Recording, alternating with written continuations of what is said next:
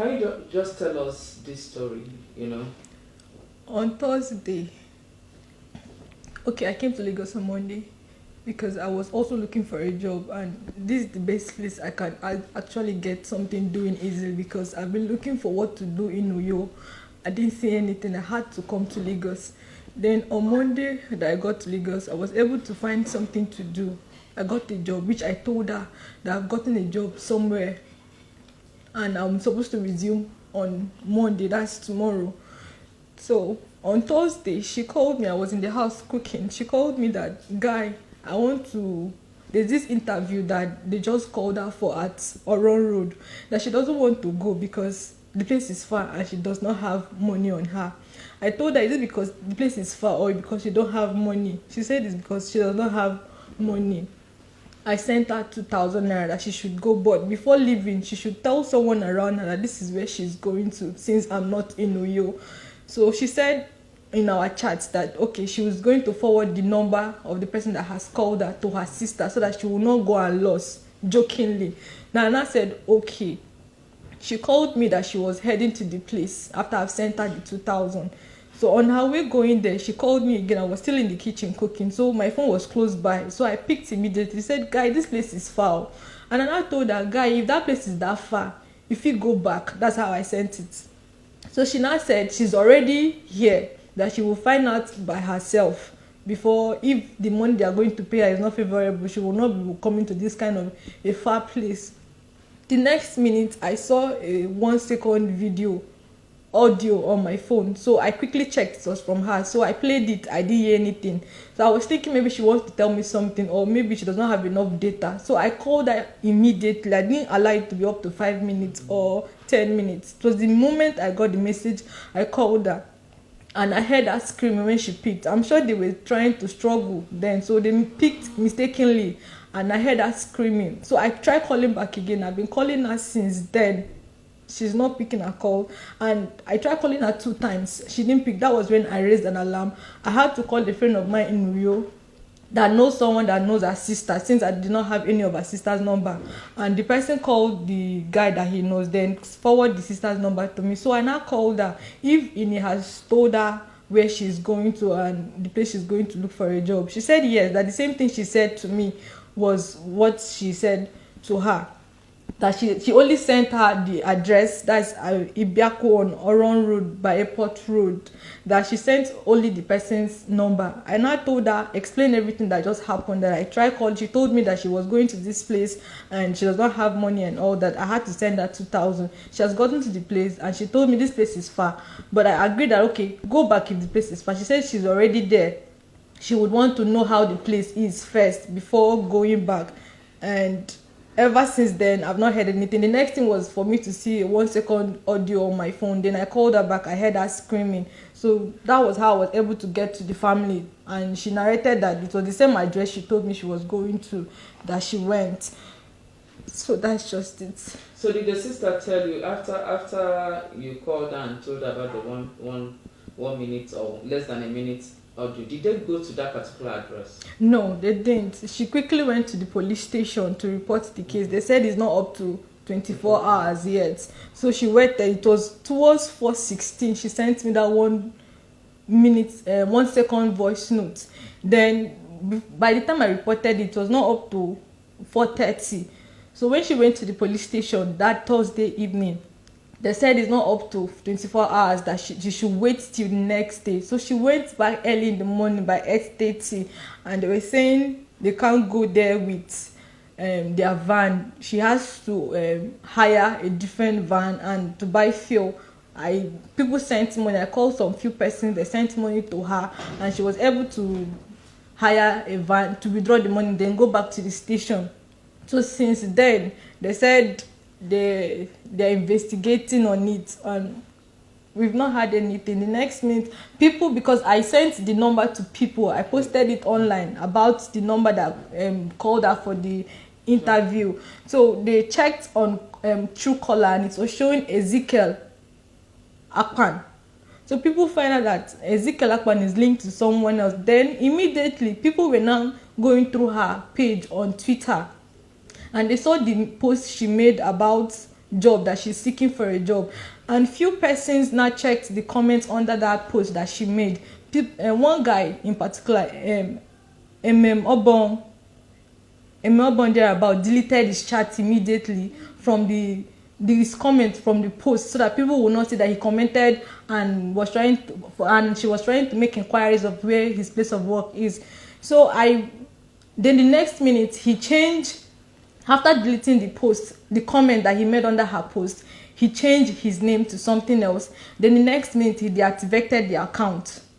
Okay. And I made that known to the public that this guy has changed his name, he has deleted his comment under my friend's post, and he has deactivated his account. Then they used that name to look for him on Facebook. He did the same thing, they activated his account on Facebook as well. When it was now going viral, people were now tagging at Uduak Frank, the same guy that is Ezekiel Akpan. He's also Uduak Frank Akpan. So when they now tagged him on stuff like that, he came out to send. He made a post on Facebook that at the time my friend called him, that was when his phone went off, and he has been trying to reach my friend and to no avail, that somebody should reach out to this family of the person. Meanwhile, we have raised alarm the day she went to look for an interview, and he didn't say anything about my friend calling him and her phone number going off. But it was the next day, that is towards in the evening on Friday night, that he made mention of something like that. So after the investigation, he actually took himself to the station. So they arrested victims. Before then, victims messaged me, a girl named Miriam. She messaged me that she has been in that same position before, that the guy used a different account on Facebook, a girl's page, to chat him up and saying that she has a job offer to give to her. So when she got there, it was a different thing. What they did to her was to drug her, gave her weed smoke, then raped her, took pictures of her, and said if she goes back and tell people, they are going to post it online, then and all that. But she said they used that to be collecting money from her. She gave me the address of the place, which I sent to the sister, and she forwarded it to the police people. And it was there that they caught the father at first, before he took himself to the station. Okay, so was it the same address? Yes. Okay. So the same address that the girl sent to me, that they were able to locate the father. Okay. And he admitted that Uduak Frank Akpan is his son. Okay. Okay, so my question again is, was it that same address that your friend went to? Was it the same? Yes, place? Along Airport Road. People made investigation and they saw that he always looked for a place at a land at Airport Road to buy. And most people too that he actually called for job interview as well said he always mentioned of Ibiaku Road by Airport Road. Okay. So obviously it's the same guy that this yes, is yes, about. Yes. Okay. Do you have his picture? Yes. Okay. When I called you, I think I said something on Facebook. I don't know. Was it Facebook or Twitter? I don't know if it's from you. That he's been arrested.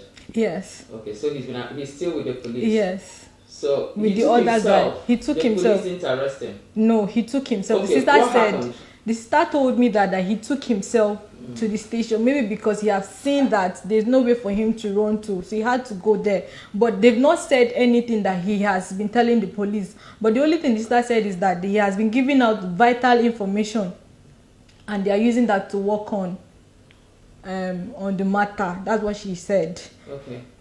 You're extremely emotional. You were extremely emotional when I called you. Is there any other information that's... This morning, because yesterday she told me that the police said confidently to her that she should go home, that by 8 o'clock this morning they are going to give her something positive. So she went home with the hope that okay, today they are going to find her sister. But before then, they told her that the guy has confessed to them that he has raped her countless times, and that he left her with his cousin. That's what the sister told me. That's what the guy said, that he left her with the cousin.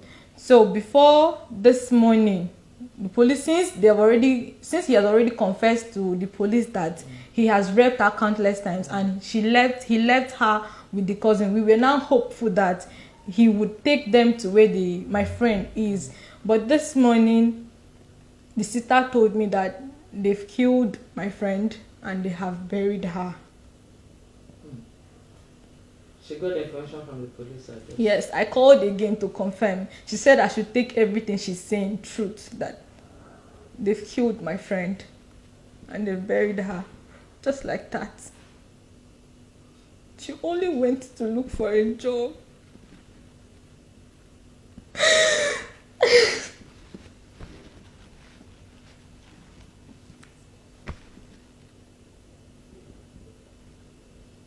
This is not a case that she just went missing. Everybody knew where she went to. She sent the address to her sister, and she sent the number of the person that called her for the interview to her sister. And we were able to get the guy's name and his face, and the father admitted that that is his son. People came out to say the same thing, that he has been doing the same thing to other people. Victims were now making their own statements.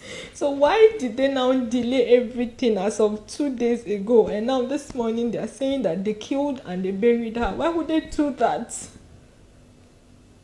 And he didn't say when they killed her. He didn't. I've not gotten that information yet.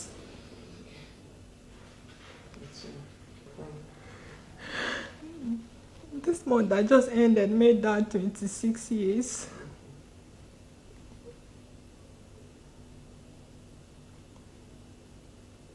So was she actually looking for her first job? She has been working elsewhere before she got admission. And even when she was still schooling, she was working somewhere trying to see if she could gather money, because she doesn't have parents. She's an orphan. So she tried most times to, even when we were in class, most times she doesn't make it to class because she's somewhere teaching. Then after this, we were supposed to leave for camp last year because we graduated 2019. But because of the COVID and everything, we couldn't leave. So we've been looking forward to leaving for camp. And it's getting late. We don't know what they're saying, if they've actually sent our result to the Senate and all that. So she's stuck in a place that she does not know if she's going front or backward. So she said she can't keep waiting till whenever they're going to approve her results. Let her go look for something to be earning little money for the meantime, till whenever she leaves for camp. That's the idea why I came here too as well, to look for something to do. And then now, which school is she at? University of Rio. Okay, how will you describe her? What kind of person was she? Iniubong does not keep late nights. She doesn't go out if I'm not involved. If she goes out anywhere, she'd let me know, like, guy, I'm going to see this person, no, I'll be back by this time. She does not go out with anybody. She doesn't have a relationship presently. She's not in a relationship, she's single.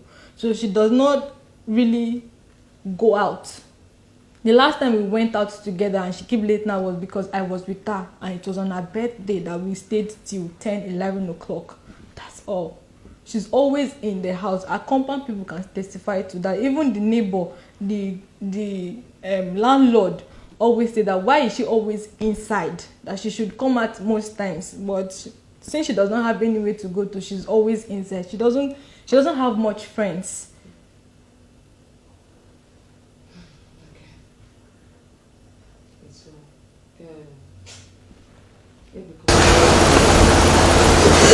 Okay.